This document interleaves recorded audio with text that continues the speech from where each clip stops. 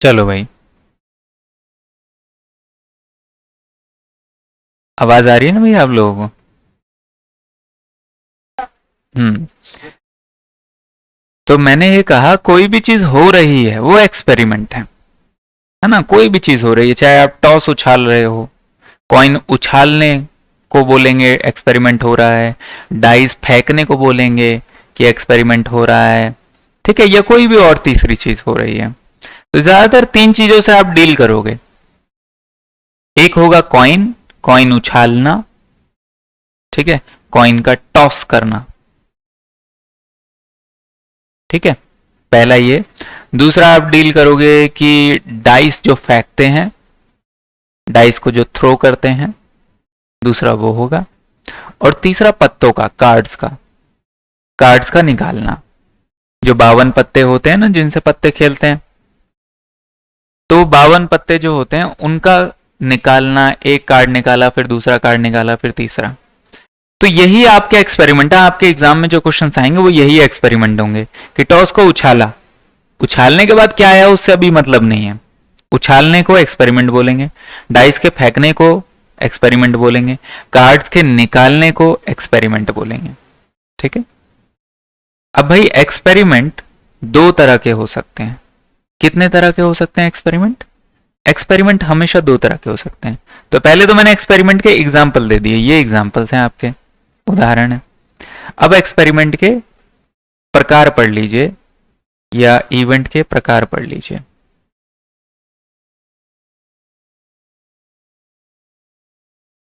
Event के प्रकार। Experiment event दो तरह के हो सकते हैं। एक हो सकता है डिटर्मिनिस्टिक, और एक हो सकता है रैंडम, ठीक है? कभी कभी क्या होता है ना, एग्जाम में डायरेक्टली इन्हीं से पूछ लेता है, इन्हीं की परिभाषा पूछ लेता है। गुड मॉर्निंग, गुड मॉर्निंग, ठीक है? डिटर्मिनिस्टिक और रैंडम एक्सपेरिमेंट। अब बात सुनेंगे बहुत ध्यान से। जो आपका डिटर्मिनिस्टिक एक्सपेरिमेंट है, ये डिटर्मिनिस्टिक क्यों कह रहे हैं? कि मतलब जिसका हम रिजल्ट पता लगा सकते हैं, या जिसका रिजल्ट डेफिनेट है, जिसका रिजल्ट हमें पता है, ठीक है? जिसका आउटकम, रिजल्ट का हो या आउटकम, नोन है, पता है कि भैया यही होगा, ठीक है?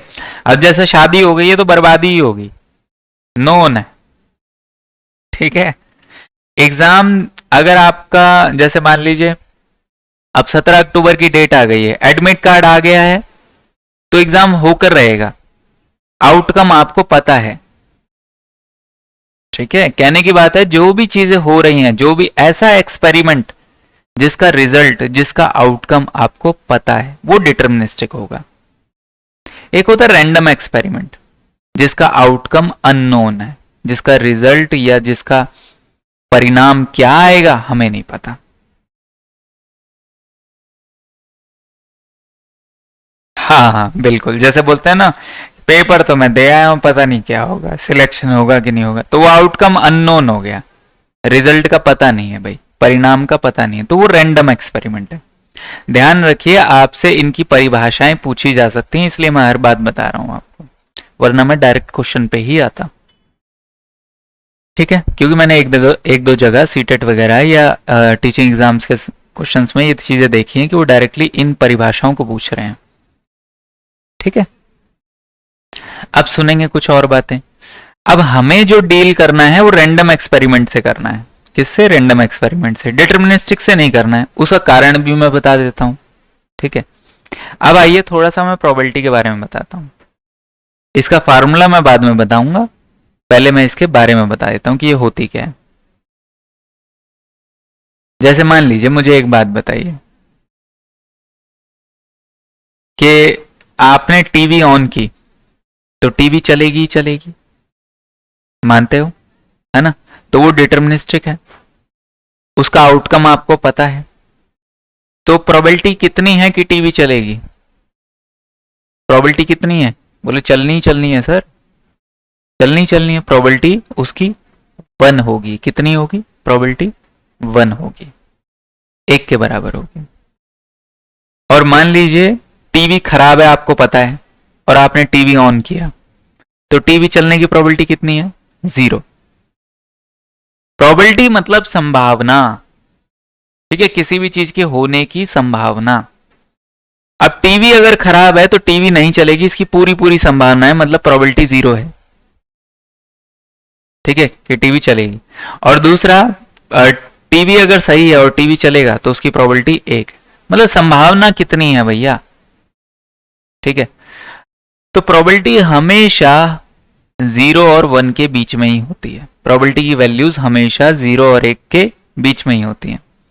जो चीज नहीं हो सकती है उसकी प्रोबेबिलिटी 0, जो हो सकती है, जिसका आपको पूरी तरीके से पक्का पता है कि होगी ही होगी, तो वो संभावना थोड़ना है, वो तो होगी ही होगी, तो उसकी प्रोबेबिलिटी क्या हो गई? 100%, या कहो प्रोबेबिलिटी हो गई 1। तो प्रोबेबिलिटी हमेशा 0 और 1 के बीच में रहती है, ठीक है, प्रोबेबिलिटी की वैल्यू हमेशा 0 और 1 के बीच में आएगी। अब जैसे मान लीजिए मैंने आपसे बोला कि भाई आसमान में बादल हो रहे हैं, ठीक है, और बादल गरज रहे हैं, हवा चल रही है, तूफान आ रहा है, तो बारिश आने की प्रोबेबिलिटी कितनी है? कितनी है? 1 नहीं कह सकते आप, क्योंकि ऐसा जरूरी नहीं कि बारिश हो ही। कितनी बार ऐसा होता है कि आंधी तूफान आता है, सब कुछ होता है, बादल गरजते हैं, काले काले बादल आते हैं, पर बारिश नहीं होती, है ना। पर ऐसा बहुत कम होता है, 10 में से 1 बार हो गया, मतलब प्रोबेबिलिटी बारिश होने की बहुत हाई है।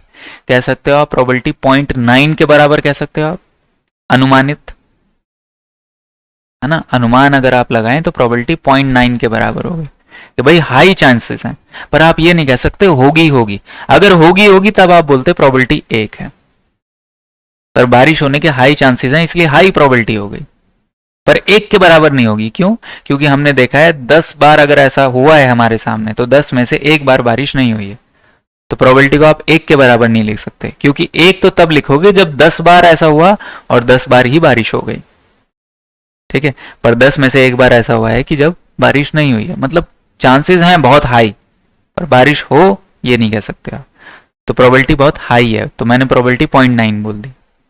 अब जैसे मान लीजिए आसमान साफ है, धूप निकली हुई है, बारिश होने के चांस कितने हैं बताओ?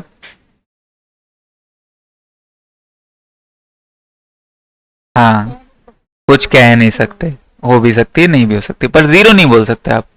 0 से थोड़ी सी ज्यादा होगी, मतलब उसकी प्रोबेबिलिटी, है ना। आप 0.1 ले लो कि भाई हो सकती है शायद, क्योंकि 10 में से 1 केस हमने देखा है जब धूप निकली हो, आसमान साफ हो, तब भी बारिश हो जाती है। 10 में से 1 केस हमने देखा हुआ है, तो उसकी प्रोबेबिलिटी कम है पर है।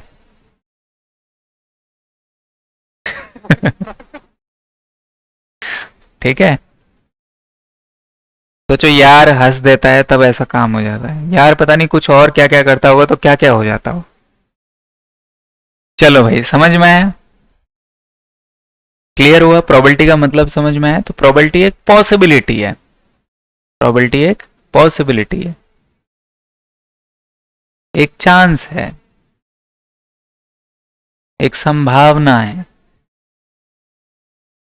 ठीक है, कोई भी चीज होने की, और कोई भी चीज होने की जो संभावना। जी, प्रायिकता, ठीक है, तो किसी भी चीज के होने की प्रोबेबिलिटी या प्रायिकता, संभावना, पॉसिबिलिटी, चांस कितना कितना है, ठीक है, समझ में आया? और उदाहरण से समझना चाहोगे या इतना क्लियर है मेरे ख्याल से? अब आगे चलते हैं, अब थोड़ा सा हम कार्ड्स वगैरह की तरफ चलते हैं, ठीक है। मैं आप लोगों के लिए एक पिक्चर दिखाऊंगा जिसमें आपको, अच्छा मुझे बताइए, पहले हम कॉइन की बात कर लेते हैं, क्योंकि 3 ही चीजों से सवाल आएंगे हमारे, कॉइन से, डाइस से, और वो 52 कार्ड के जो पत्ते होते हैं उनसे। और दूसरा गेंदों से आते हैं कि एक झोले के अंदर लाल कलर की गेंद है, हरे कलर की गेंद है, पीले कलर की गेंद है, तो ये निकाल रहे हैं तो प्रोबेबिलिटी कितनी होगी, वो सारी चीजें मैं बताऊंगा। खैर अभी इस चीज पे ध्यान दीजिए आप। अगर कॉइन है, सिक्का है, कितने का भी है, 5 का है, 10 का है, जितने का भी सिक्का है, तो जब आप उसे उछालेंगे तो वो क्या हो गया? इवेंट हो गया, ठीक है। तो उसका आउटकम क्या आएगा? आउटकम क्या क्या आ सकता है बताओ? टोटल आउटकम क्या आ सकता है? बोलोगे सर या तो हेड आएगा, है ना, या तो हेड आ जाएगा सर या टेल आ जाएगा। तो ये टोटल पॉसिबिलिटी है या टोटल आउटकम कह लो, क्या यह इतना ही आएगा? ठीक। अब मैं अगर आपसे पूछूं भाई कि मैं चाहता हूं, मैं जानना चाहता हूं कि हेड कितनी बार आया, तो मैं जानना चाहता हूं, मतलब फेवरेबल आउटकम की बात हो रही है, मतलब जो मैं फेवर कर रहा हूं, जिसको मैं जिसे चाह रहा हूं, मैं चाह रहा हूं कि हेड आए। ठीक है, तो फेवरेबल आउटकम कौन हो गया? हेड हो गया। समझ में आई? अब देखो एक टर्म आती है यहां पे, सैंपल स्पेस। प्रोबेबिलिटी में एक टर्म आती है सैंपल स्पेस। सैंपल स्पेस क्या होता है? सैंपल स्पेस कुछ और नहीं है, ये टोटल आउटकम के बराबर ही होता है। मतलब अगर एक डाइस आपने उछाली तो क्या क्या आ सकता है? तो आप बोलोगे हेड और टेल आ सकता है, और क्या आएगा? तो यही इसका सैंपल स्पेस हो गया, यही इसका टोटल आउटकम हो गया कि इतनी पॉसिबिलिटी है। टोटल पॉसिबिलिटी, टोटल आउटकम इतना ही है, टोटल सैंपल स्पेस ही इतना है। ठीक है। अब मैं बोलूं कि फेवरेबल कौन सा है उसमें से? फेवरेबल आप क्या चाहते हो? मैं हेड चाहता हूं, तो हेड फेवरेबल आउटकम हो गया। ठीक। अब आ जाओ दूसरे उदाहरण पे आओ। जैसे एक उदाहरण और लें, इसका डाइस का। तो डाइस में मैं पूछूं कि बताओ भाई सैंपल स्पेस बता दो, या कह लो टोटल आउटकम बता दो, कि अगर मैं डाइस उछालता हूं तो डाइस उछालने पर क्या क्या आ सकता है? तो आप बोलोगे सर या तो, हाँ, या तो एक आएगा, या दो आएगा, या तीन आएगा, या चार आएगा, पांच आएगा, या छह आएगा। इन्हीं में से कोई एक संख्या आएगी सर। मैंने बोला बिल्कुल सही। तो मैं अगर पूछूं भाई फेवरेबल आउटकम क्या होगा, बोले सर आप बताइए तो सही, आप क्या चाहते हो, आप कौन सी संख्या चाहते हो? तो मैं बोलूंगा कि डटो तो सही, तो मैं कूद मारने की आदत नहीं बिगड़ेगी तुम्हारी, है ना। फेवरेबल आउटकम मैंने बोला, मान लीजिए कि मुझे चाहिए सम संख्या, इवन नंबर चाहिए, तो फेवरेबल आउटकम क्या क्या हो सकता है? तो आप बोलोगे सर दो हो सकता है फेवरेबल आउटकम आपका, क्योंकि आप एक इवन संख्या, एक सम संख्या चाह रहे हो। तो दो फेवरेबल हो गया, चार फेवरेबल हो गया, छह फेवरेबल हो गया। ये डाइस के केस में हो गया। अब आप कल के दिन सवाल बदल जाए तो वो विषम संख्या भी बोल सकता है, कुछ और भी बोल सकता है। ठीक है, और डाइस की बात हो गई। कार्ड्स की बात कर लेते हैं। ये कार्ड्स बड़ा इंपॉर्टेंट है, ये समझ में नहीं आता है। ठीक है, इसको मैं आप लोगों को पिक्चर से समझाता हूं। ठीक है,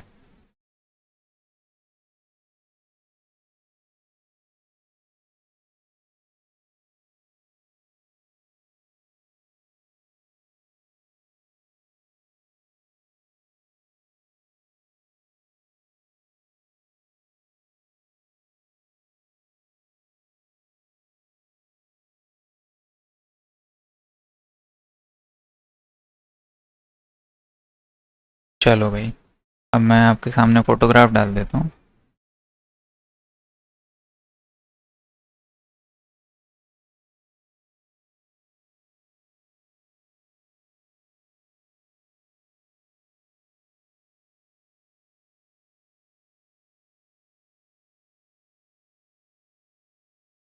ये दिख रही है भाई फोटो?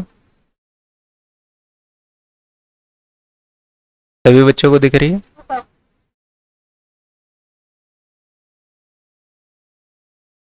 अब मैं आपको बताता हूँ कि इसमें चल क्या रहा है, ये इसको जानना बहुत जरूरी है भाई। इसमें जो टोटल पत्ते हैं ना, ये सारे पत्ते अगर आप गिनोगे सारे के सारे, तो ये टोटल पत्ते हैं आपके, टोटल कार्ड्स हैं 52, 52। आप समझ रहे हैं?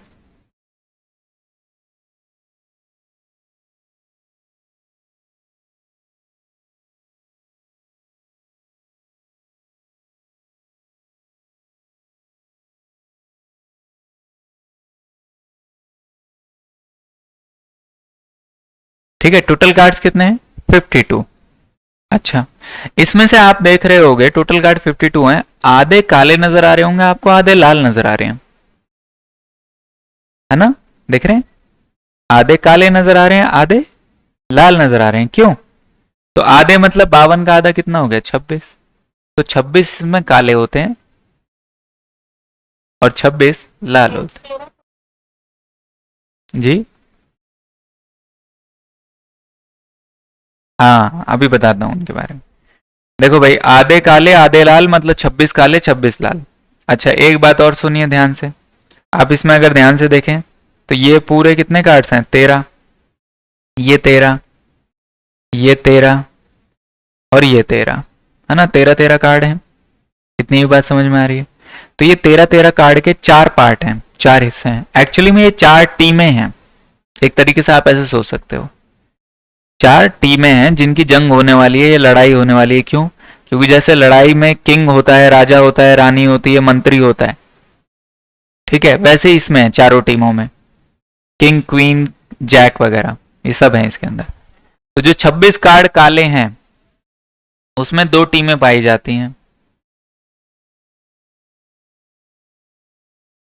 ठीक है। वैसे ही जो 26 लाल हैं इसमें भी 2 टीमें पाई जाती हैं, और आप डायग्राम से बात समझ भी रहे होंगे, है ना?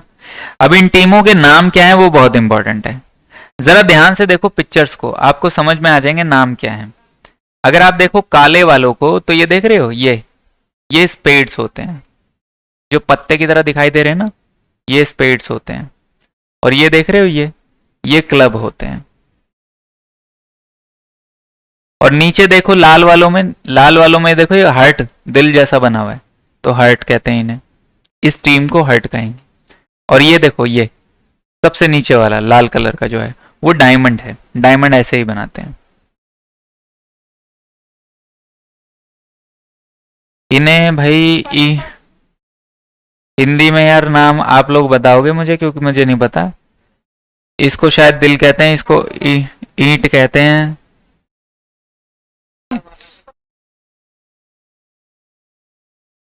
कौन सा पत्ता?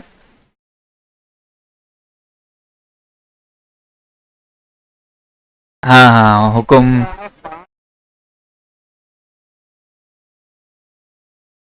चौथी है ईट। हाँ। अच्छा, इसका हार्ट पान, ठीक है। और क्लब का हुक्म, और स्पेड का, ठीक, ठीक है। बात समझ में आ गई? तो आपको ये भी समझ में आ रहा होगा कि स्पेड्स के 13 पत्ते हैं, क्लब के 13 पत्ते हैं, हार्ट के 13 पत्ते हैं, डायमंड के 13 पत्ते हैं। कहने वाली बात यह है कि जो 4 टीमें हैं उनमें 13-13 लोग हैं, ठीक है, 13-13 लोग हैं। अब आप देख रहे होगे जो सिपाही हैं उनकी गिनती कैसे हो रही है? 2 3 4 5 6 7 8 9 10 तक। और एक इक्का है सिपाहियों में सबसे मशहूर, ऐसे कह सकते हो, ठीक है। आप गेम्स में मत जाओ कि गेम्स में कैसे खेला जाता है कैसे नहीं खेला जाता, अभी आप टीम्स की तरह देखो।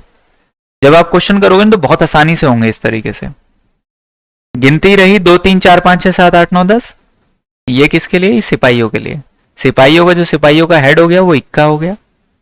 गेम में इसकी वैल्यू क्या होती है वो डिफरेंट है, यहां पे क्या है वो मैं समझा रहा हूं।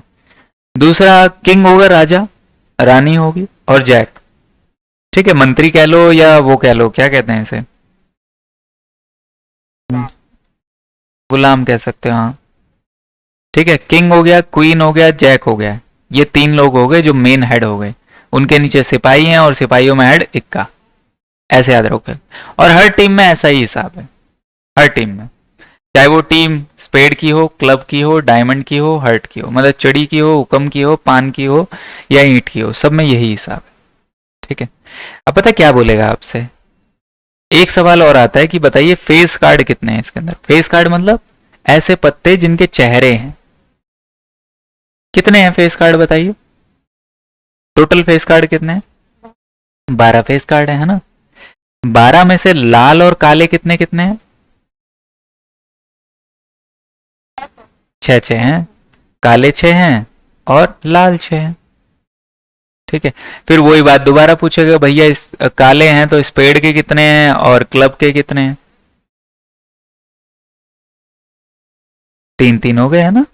इसके 3 इसके 3। वैसे ही लाल वाले में हार्ट में जाओगे और डायमंड में जाओगे तो दोनों के 3-3 मिलेंगे। ठीक है जी, इस तरीके से आइडेंटिफाई कर लेना है।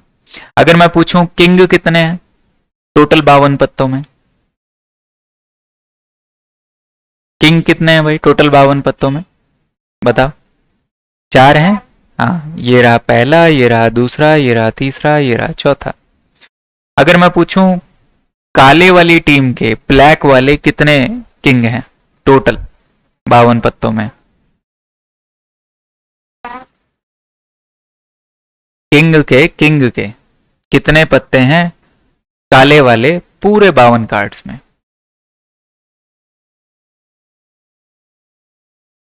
दो होंगे, और क्या, दो हुए ना, काले वाले दो हुए किंग के, एक दो।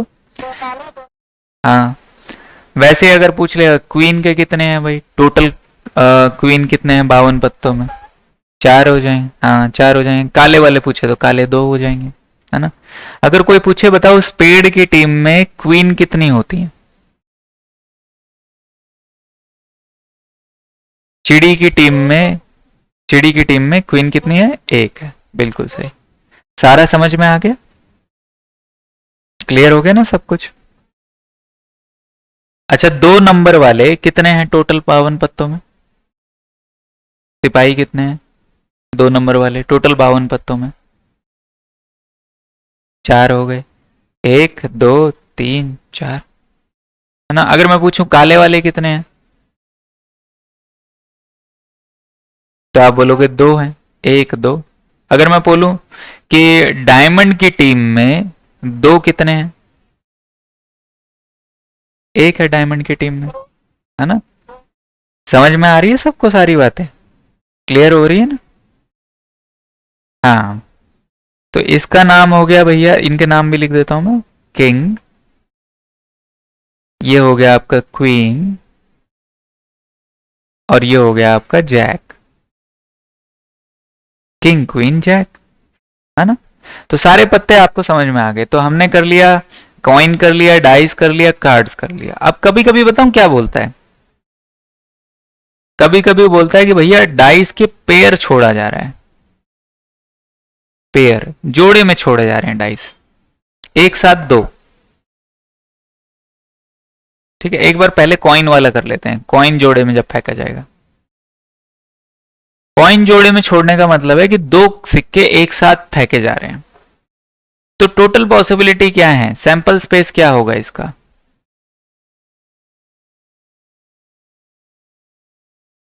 टोटल पॉसिबिलिटी या टोटल आउटकम कितना होगा?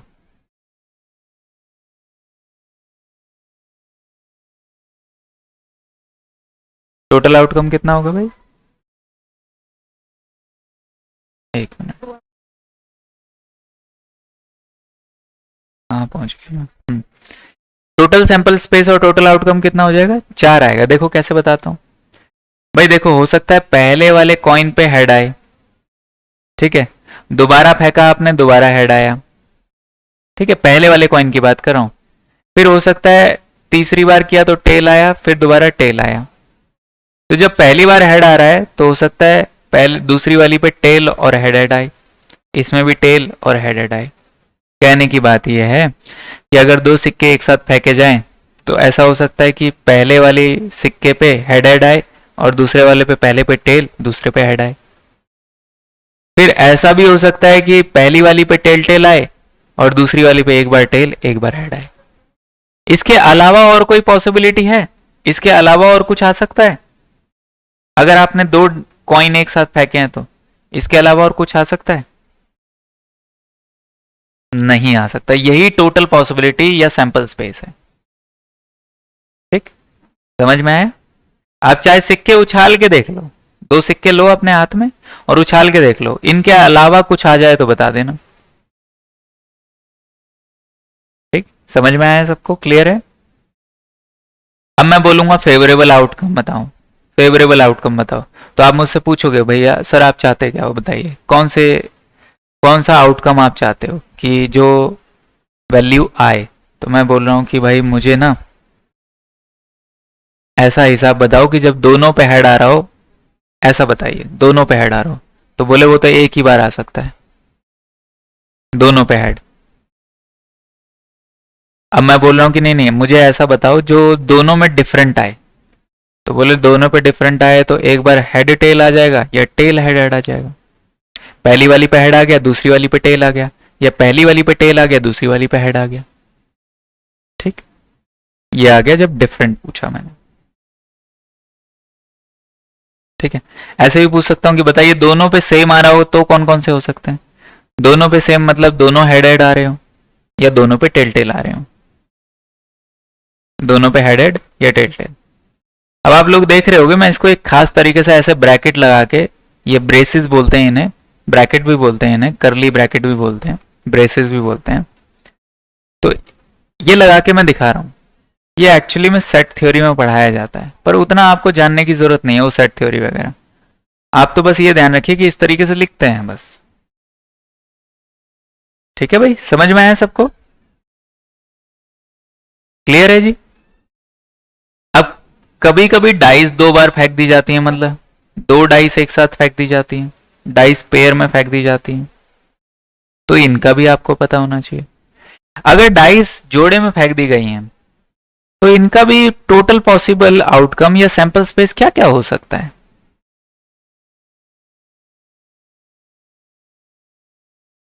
हाँ, जब दो डाइस फेंकेंगे, मान लीजिए पहली वाली पे 1 आ रहा है, दूसरी वाली पे भी 1 आ रहा है, हो सकता है ना। पहली वाली पे 1 आ रहा है, दूसरी डाइस पे 2 आ रहा है। पहली वाली पे 1 आ रहा है, दूसरी वाली पे 3 आ रहा है। पहली वाली पे 1, दूसरी वाली पे 4। पहली वाली पे 1, दूसरी वाली पे 5। पहली वाली पे 1, दूसरी वाली पे 6। अब ऐसा भी हो सकता है कि पहली वाली पे 2, दूसरी वाली पे 1, 2 2 2 3 2,4। पहली वाली पे 3 आ जाए।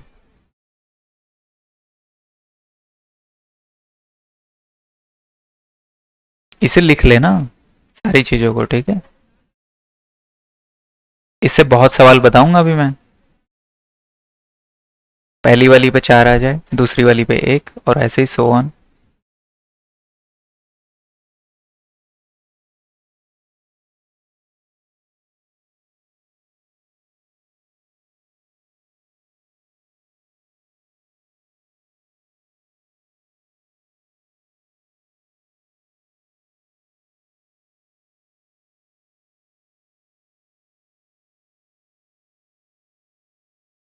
पहली वाली पे 6 आ जाए, पहले दूसरी वाली पे 1, और ऐसे ही सो ऑन।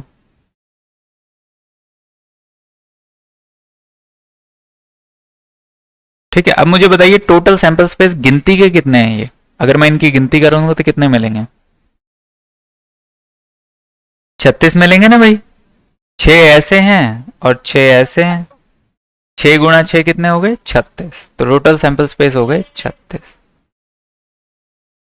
ठीक है, अब मैं पूछूं मेरे को फेवरेबल बताओ भाई, तो आप पूछोगे मुझसे सर आपको क्या फेवरेबल, क्या पसंद है, आप कौन से नंबर चाहते हो बताइए। ठीक है, तो मैं बोल रहा हूं कि भाई ऐसे सैंपल बेस में से ऐसे आउटकम को चुन के बताइए जिनका सम 6 के बराबर है, जिनका सम 6 के बराबर है, दोनों को जोड़ के जिसमें 6 आ जाए। तो आप बोलोगे सर देखो 6 आ जाए तो 4 और 2 6 होता है सर। ठीक है, 5 और 1 6 होता है सर, ये हो जाएगा।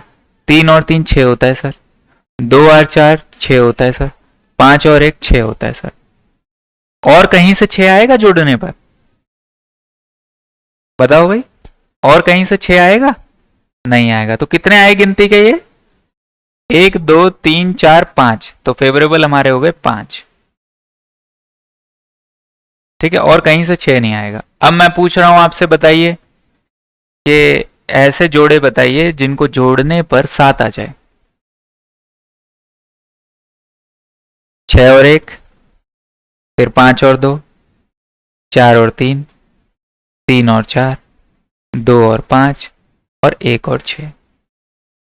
ठीक है, तो कितने हो गए गिनती के भाई? 6 हो गए ना, तो फेवरेबल इस बार 6 होंगे।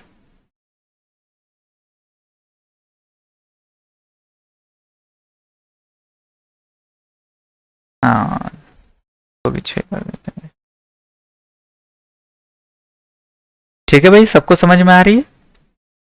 ठीक है, इससे बहुत सवाल आते हैं इस वाले से। बस आपको इतना ही जानना है, इसके अलावा और कुछ जानने की जरूरत नहीं है। अब आ जाओ प्रोबेबिलिटी पे। अब देखो क्वेश्चन बड़े प्यार से होंगे प्रोबेबिलिटी के। जो कंफ्यूजन वाली चीज है ना, वो मैंने पहले ही करवा दी है आपको। अब प्रोबेबिलिटी की परिभाषा तो हम पढ़ चुके हैं। अब आप पढ़िए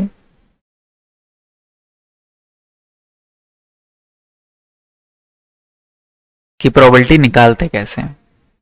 प्रोबेबिलिटी का सिंपल सा फार्मूला होता है, कभी भी प्रोबेबिलिटी निकालनी हो, टोटल आउटकम नीचे रख देने हैं, या कह लो सैंपल स्पेस नीचे रख देना है, और ऊपर फेवरेबल आउटकम रख देने हैं।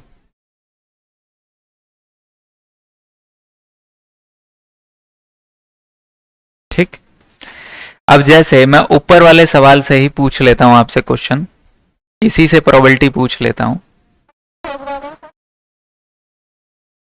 फेवरेबल को मान लीजिए चाहा, मन चाहा परिणाम, ऐसे लिख सकते हो, मन चाहा परिणाम।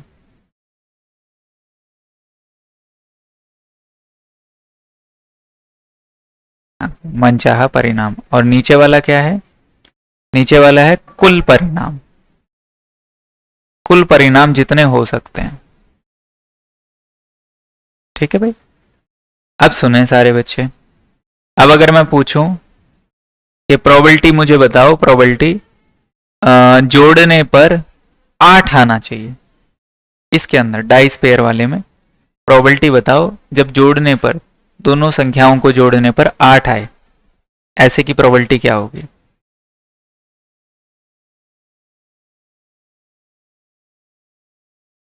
बताओ भाई, सारे बच्चे बताओ। 5/6। जोड़ने पर 8 आना चाहिए दोनों को।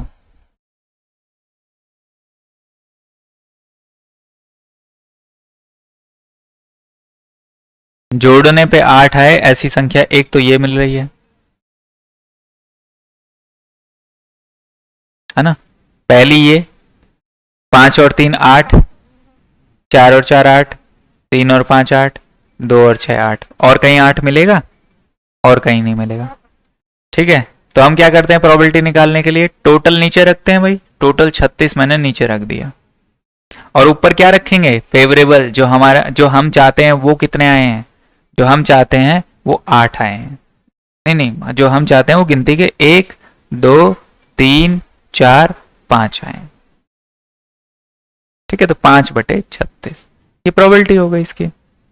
ठीक है, और पूछ लेता हूं, क्लियर होता चला जाएगा अभी। बताइए ऐसी प्रोबेबिलिटी बताइए जिनमें दोनों दोनों संख्याएं 6 से बड़ी हों, ऐसे की प्रोबेबिलिटी कितनी होगी?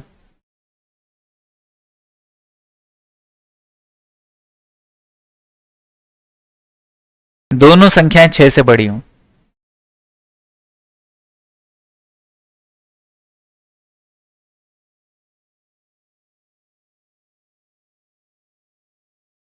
छह से नहीं नहीं, दोनों संख्याएं 6 से बड़ी। 0 है, और क्या?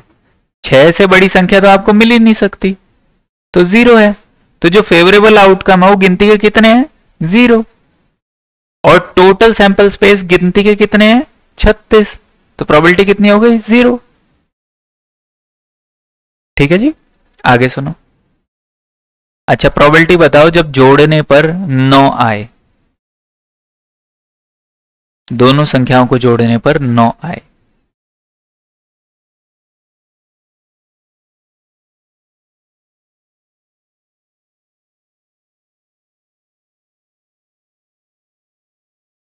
चार, 4 प्रोबेबिलिटी हो सकती है कभी? क्योंकि मैंने बताया था प्रोबेबिलिटी 0 और 1 के बीच में होती है। बताओ।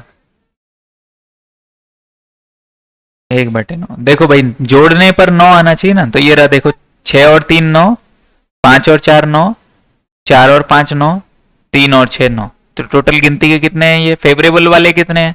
फेवरेबल वाले हैं 4, तो फेवरेबल वाले ऊपर रखेंगे। टोटल टोटल कितने हैं 36, टोटल 36 नीचे रखेंगे, तो 1/9 इसकी प्रोबेबिलिटी हो गई सिंप्लीफाई करने। ठीक है, अच्छा मुझे बताइए ऐसो की प्रोबेबिलिटी बताइए जिनको जोड़ने पर 9 ना आए, जिनको जोड़ने पर 9 ना आए, ऐसे की प्रोबेबिलिटी बताओ।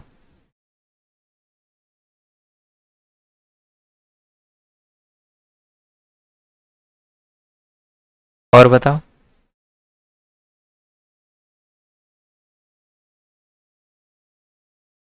जिनको जोड़ने पर 9 ना आए, ऐसे कितने होंगे भाई?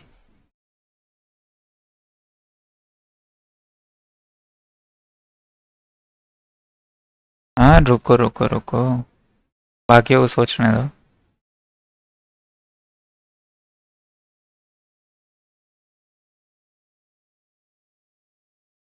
अच्छा मुझे एक बात बताओ, ब, मुझे एक बात बताओ, जोड़ने पर जो 9 आ रहे थे ऐसे कितने थे? बोले सर 1 2 3 और 4, तो 36 में से 4 ऐसे थे जो जोड़ने पर 9 दे रहे थे। अब मैं बोल रहा हूं जोड़ने पर 9 ना आए, ऐसे कितने होंगे जो बाकी बच गए? 36 में से 4 के अलावा जो बच गए वो सारे ही तो हैं, उनको जोड़ने पर 9 नहीं आएगा, तो कितने हो गए वो? 32। तो 32 फेवरेबल हैं वो ऊपर रख दिए, टोटल 36 हैं वो नीचे रख दिए। ठीक, अब ये देखो 4 से काट लो, 4 8 जो 32, 4 9 जो 36, 8/9। ठीक है, तो भैया ये आने वाली प्रोबेबिलिटी है और ये ना आने वाली प्रोबेबिलिटी है। तो ना आने वाली प्रोबेबिलिटी को ना ज्यादातर ऐसे बार लगा देते हैं उसके ऊपर, ये बार का मतलब होता है नॉट। ठीक है, नॉट बोलते हैं, मतलब कि नहीं आने वाली प्रोबेबिलिटी, 9 जोड़ने पर नहीं आएगा, ये उसकी प्रोबेबिलिटी है, इसलिए बार लगा देते हैं। अब कमा, हाँ बोलो।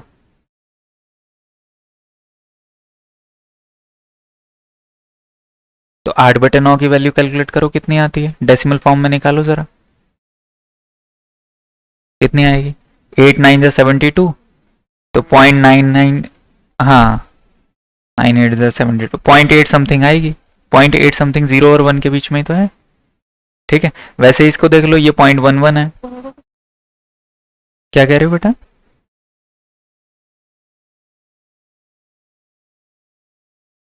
दोनों में हो सकती है ना, चीजें तो एक ही हैं, रिप्रेजेंट करने का तरीका अलग है, डेसिमल फॉर्म में भी आ सकती है, फ्रैक्शन फॉर्म में भी आ सकती है। चलो भाई अच्छा मुझे एक बात बताओ, आप लोग क्या इस सैंपल स्पेस को देख के ये बता सकते हो कि प्रोबेबिलिटी ज्यादा होगी या कम?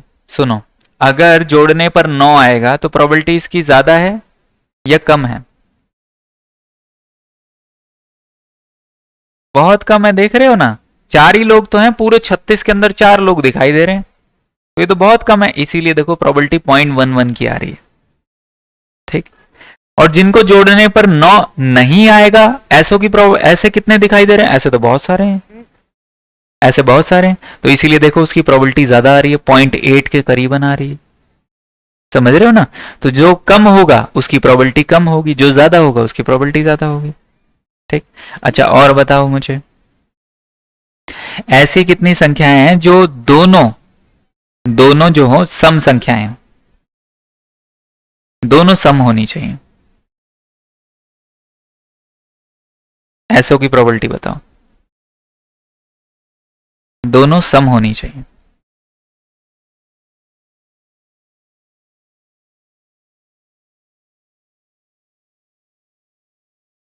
और बताओ भाई, दोनों सम संख्याएं होनी चाहिए।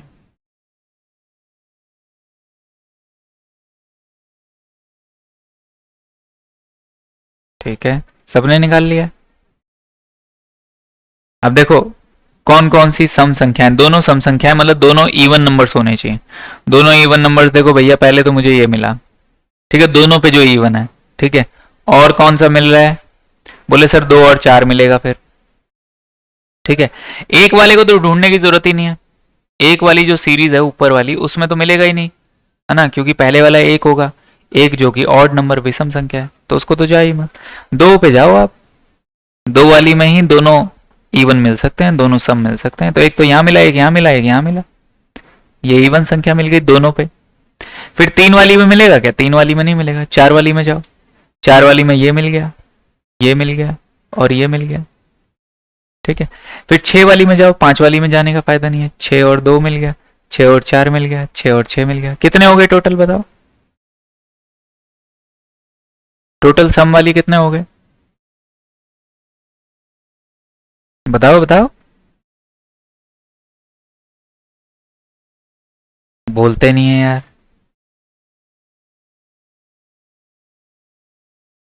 बताओ।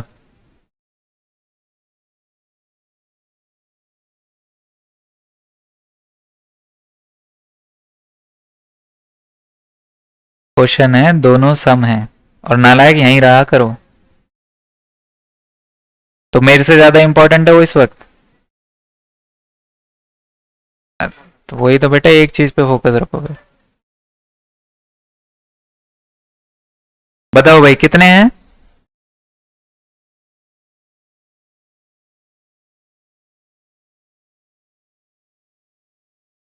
देखो भाई, अरे टोटल फेवरेबल आउटकम कितने हैं ये तो बोलो, सारे के सारे कितने आए गिनती के फेवरेबल? एक, दो, तीन, चार, पांच, छ, सात, आठ, नौ, गिनती के नौ आए ना। बोल क्यों नहीं रहे हो आप लोग? नौ आएंगे। और टोटल आउटकम कितने हैं? वो तो वो 36 ही है, यानी कि 1/4। अच्छा, अब ऐसों की प्रोबेबिलिटी बताओ जिसमें दोनों सम संख्याएं ना हो, ऐसों की बताओ।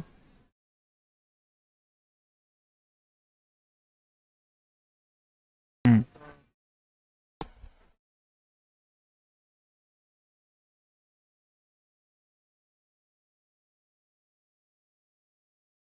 ठीक है भाई।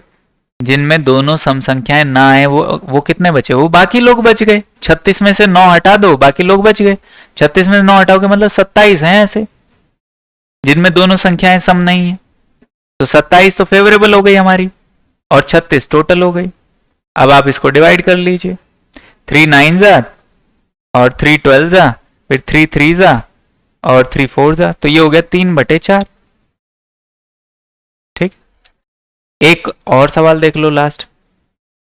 ऐसा बताओ प्रोबेबिलिटी जिसमें दोनों संख्याएं ऑड हो, दोनों संख्याएं विषम हो, ऐसे बताइए। दोनों संख्याएं विषम हो।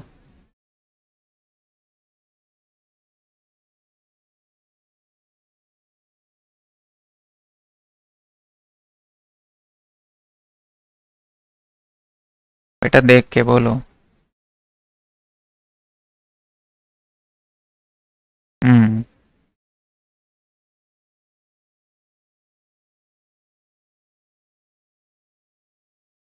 दोनों विषम संख्याएं होनी चाहिए।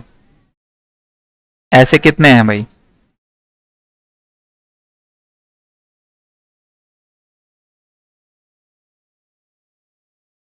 ये आखिरी क्वेश्चन है बस, उसके बाद क्लास खत्म करेंगे।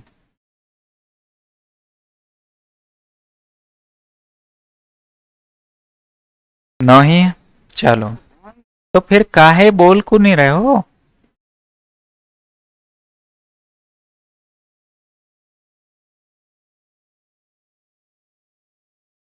चलो अब सुनो भाई, दोनों विषम होनी चाहिए। तो ये देखो, दोनों विषम मिल रही हैं। एक मिल रहा है, दो मिल रहा है और तीन मिल रहा है। ठीक है। दो वाली में तो मिलेगा नहीं क्योंकि एक इवन हो जाएगा ऑलरेडी।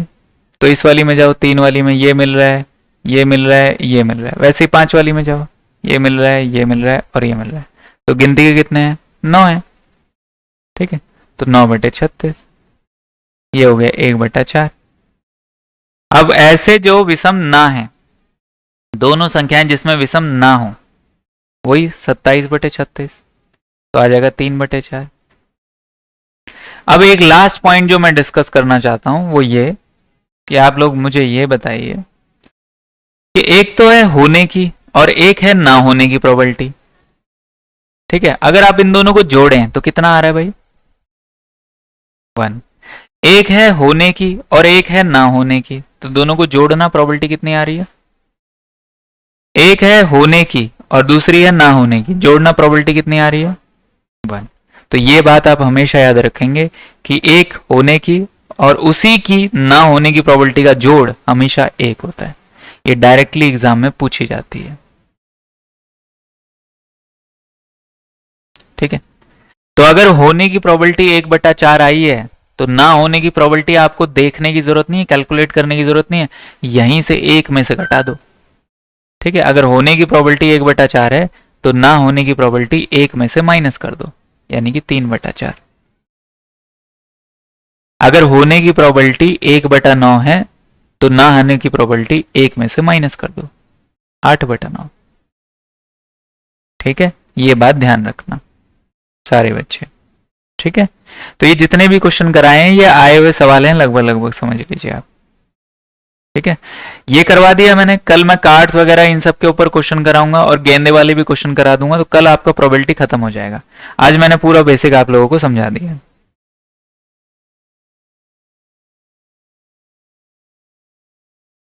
हाँ, ना बेटा आएगा ही नहीं, उनकी खुद की औकात नहीं है एग्जामिनर की सॉल्व करने की। वो फिर कुछ और पूछा जा रहा होगा बेटा। हम्म, कौन सी किताब से किया है?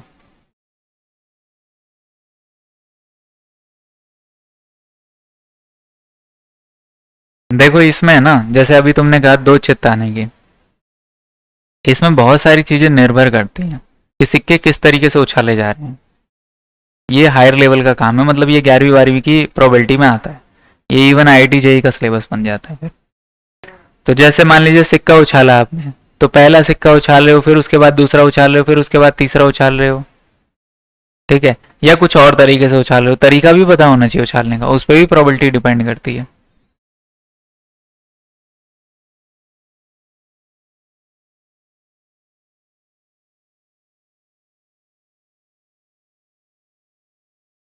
हम्म,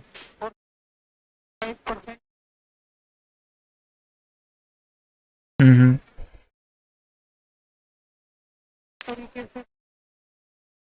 हम्म। ये ऐसे क्वेश्चन तो बनेंगे ही बनेंगे। ऐसे क्वेश्चन बनेंगे।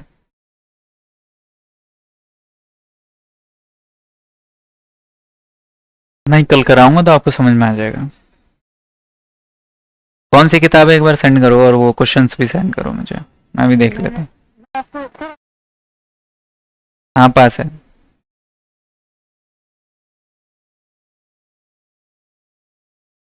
ठीक है, मैं देख लेता हूँ एक बार। कभी कभी है ना उल्टी सीधी वर्कशीट, मतलब ये टेस्ट सीरीज बना देते हैं।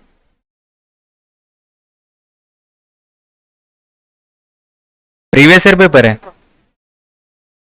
मॉक होगा ना। हाँ, वही तो मैं कह रहा हूँ, क्योंकि अभी तक ऐसे सवाल नहीं आए हैं कहीं पर भी टीचिंग में। वो जानबूझ के डिफिकल्ट बनाने के चक्कर में ना कभी कभी ऐसा करते हैं, क्योंकि देखो इनको आइडिया नहीं है पेपर कैसा आया है, तो ये अनुमान लगा के सवालों को दे रहे हैं। ठीक है, हाँ। तो बात ऐसी है कि जो प्रोबेबिलिटी चैप्टर है उसमें जितने टीचिंग एग्जाम्स अभी तक हुए हैं, तो उसमें प्रोबेबिलिटी के सवाल इजी ही पूछे गए हैं। तो ये भी प्रोबेबिलिटी है कि वहां पर भी एग्जाम में इजी ही आएंगे, इसकी प्रोबेबिलिटी हाई है। ठीक है, इसकी भी प्रायिकता हाई है कि जो प्रायिकता के सवाल होंगे वो कमजोर ही आएंगे, ज्यादा कठिन नहीं आएंगे। जी बेटा।